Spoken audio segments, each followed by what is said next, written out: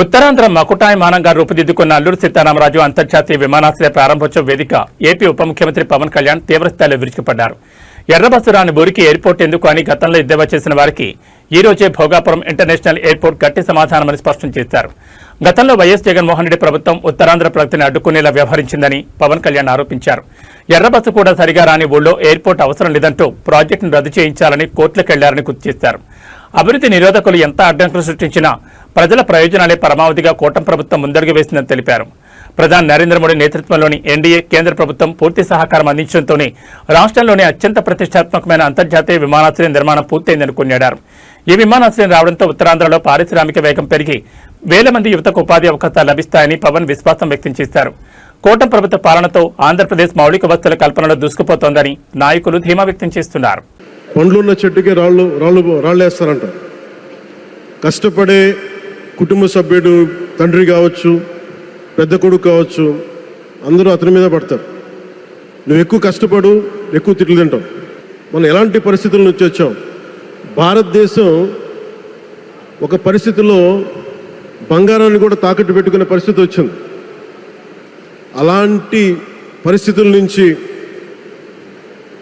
దశాబ్దం పైనుంచి మూడోసారి ప్రధానమంత్రిగా ఆయన ఈ రోజున మన దేశాన్ని నడిపిస్తూ ఉన్నారు.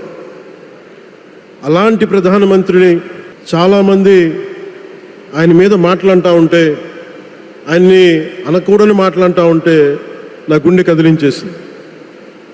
నా కన్నీళ్ళు వచ్చినాయి, బాధ వచ్చింది. దేశం కోసం కష్టపడే వారికి ఇవా చివరికి మనం ఇచ్చేదే. కొత్త తరానికి ఏం తెలుసు? ఆయన పడ్డ కష్టం. ఒక్క రోజు కూడా సెలవు తీసుకోలేదు మన ప్రధానమంత్రి గారు. ఈరోజు పెట్టుబడులు వస్తున్నాయి మనకి, ఒక్కరోజు కూడా సెలవు తీసుకోలేదు.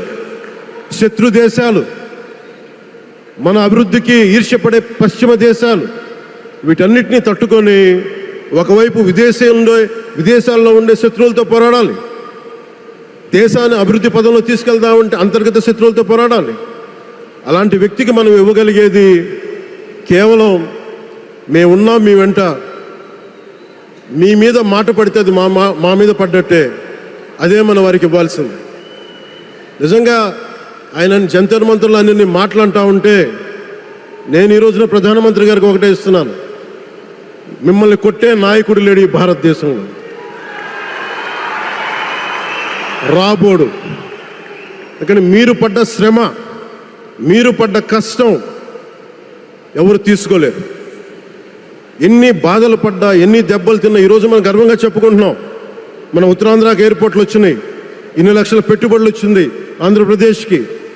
కానీ ఇవన్నీ తట్టుకొని చెయ్యాలి అంటే 144 కోట్ల తాలూకు ప్రజల ఆకాంక్షల్ని ఎంతోమంది వెనక్కి లాగుతున్నా, ఒకళ్ళు ముందుకు తీసుకెళ్లాలంటే ఎంతమంది తిడుతున్నా, విమర్శిస్తున్నా తీసుకెళ్తున్నారంటే ఒకే ఒక నాయకుడు ప్రధానమంత్రి శ్రీ నరేంద్ర మోదీ గారు. నేను ఎందుకు తపన పడ్డాను? నేను అలయన్స్ కోసం ఎందుకు తపన పడ్డాను? మీ నాయకత్వం మాకు కావాలి ఎందుకు తపన పడ్డానంటే, ఈరోజు ఎయిర్పోర్ట్ ఆపేశారు. ఒక చిన్నపాటి ఎర్ర బస్సు కూడా రాని చోట ఎయిర్పోర్ట్ అవసరం లేదన్న వ్యక్తులకి సమాధానం ఇదే.